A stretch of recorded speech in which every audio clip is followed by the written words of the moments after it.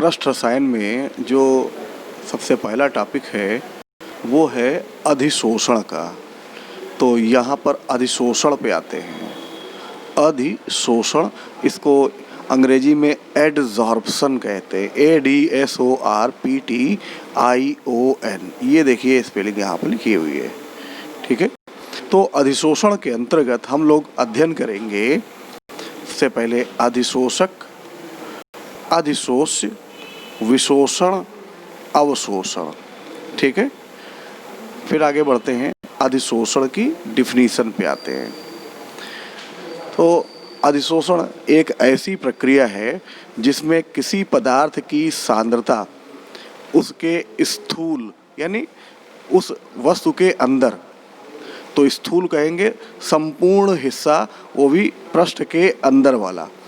जैसे फुटबॉल के ऊपर का हिस्सा उसका पृष्ठ है, तो फुटबॉल के अंदर का हिस्सा उसका स्थूल होगा। तो अधिशोषण ऐसी प्रक्रिया है जिसमें किसी पदार्थ की सांद्रता उसके स्थूल की तुलना में पृष्ठ पर अधिक होती है, यानी सरफेस पे ज़्यादा होती है। जैसे हम लोग 3 दिन बाद कमरे को अगर खोलते हैं तो मेज़ पर या सीमेंट की जो टाइल्स होती हैं या फर्श होती है उस पे धूल की एक परत चढ़ जाती है। तो धूल केवल पृष्ठ पर रहती है, धूल उस पृष्ठ के अंदर नहीं घुस जाती है। तो यह प्रक्रिया यानी यह घटना कैसी है? अधिशोषण है, ठीक है।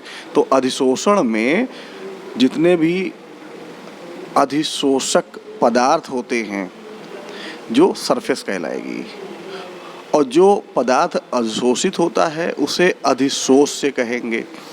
तो ध्यान रखना, जब किसी पृष्ठ पर कोई अधिशोष्य पदार्थ आता है तो उनके मध्य भौतिक बल बनते हैं, और इस भौतिक बल के अलावा रासायनिक बल भी बनते हैं, ठीक है। तो हम ये कह सकते हैं किसी पृष्ठ पर अवशिष्ट बलों के कारण किसी पदार्थ की सांद्रता में होने वाले परिवर्तन की क्रिया अधिशोषण कहलाती है। क्योंकि यह पृष्ठ पर होती है इसलिए अधिशोषण एक पृष्ठीय घटना होती है। अब अधिशोषण के जो विभिन्न हिस्से हैं, पहला है अधिशोषक। अधिशोषक अभी हमने बताया था, यह एक ऐसी सतह होती है जिस पर अधिशोष्य पदार्थ यानी कोई पदार्थ की सांद्रता बढ़ती है। यानी समझ में आ गया? जैसे सीमेंट की फर्श, ये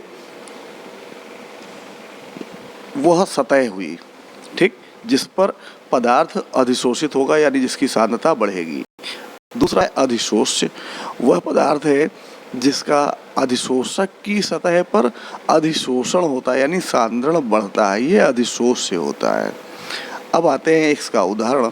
जैसे एक पात्र है, उसमें बहुत सारी गैसें हैं, जैसे ऑक्सीजन, हाइड्रोजन, नाइट्रोजन, क्लोरीन रखी हैं, और ये सब गैसें उस पात्र में दाब P उत्पन्न कर रही हैं। लेकिन जैसे ही हम इस पात्र में चारकोल डालते हैं तब यह चारकोल उन गैसों को अधिशोषित कर लेगा अपनी सतह पर, जिससे बर्तन पर पड़ने वाला गैसों का दाब घट जाता है। अब समझ में आ गया?